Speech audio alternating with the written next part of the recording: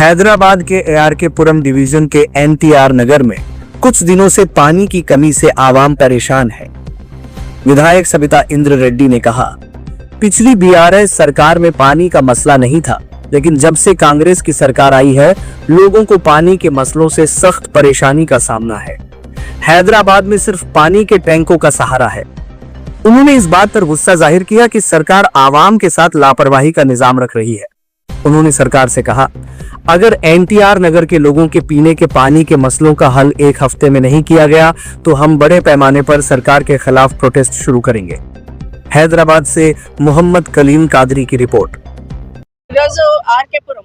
హైదరాబాద్ సిటీలో RK Puram division number 20 number division number GHMC ఏరియాలో ఉన్న ఏరియా ఇది.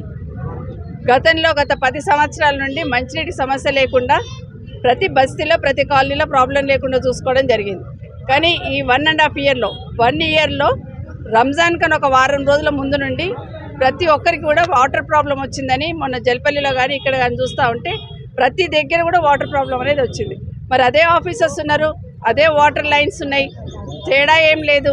మరి వాళ్ళు మేనేజ్ చేయడంలో ఎంత ఇబ్బంది అవుతుంది అనేది ఇప్పుడు అర్థమవుతుంది. ఇప్పుడు NTR నగర్కి వస్తే కనీసం ఒక 100 ఇండ్లకి అసలు నీళ్ళే రావట్లేవు 3 నెలల నుండి అని చెప్తా ఉన్నారు. నిజంగా చాలా బాధాకరం.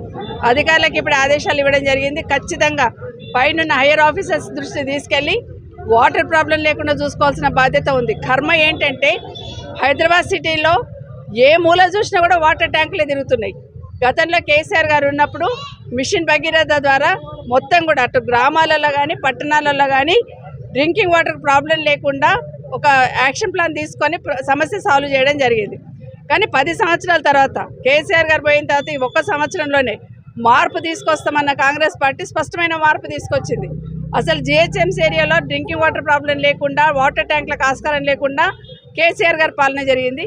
కానీ ఈ పాలన రాగానే ఇమీడియట్గా ఏ గల్లీలో చూసినా ఏ కాలనీలో చూసినా వాటర్ ట్యాంకర్లు ఈరోజు దందా నడుస్తూ ఉంది. GHMCలో ఉన్న అధికారులు, వాటర్ వర్క్ సంబంధించిన అధికారులందరూ కూడా దయచేసి అధికారులందరూ ఫాలోఅప్ చేసి హైదరాబాద్ సిటీలో కానీ ఎక్కడైనా కూడా గ్రామాలలో కూడా అదే సమస్య తీసుకొచ్చారు. కనీసం ఉన్న వ్యవస్థను వాడుకొని ప్రజలకు ఇబ్బంది లేకుండా మంచినీటి సమస్య లేకుండా పరిష్కారం చేయాల్సిన బాధ్యత ప్రభుత్వం మీద ఉంది.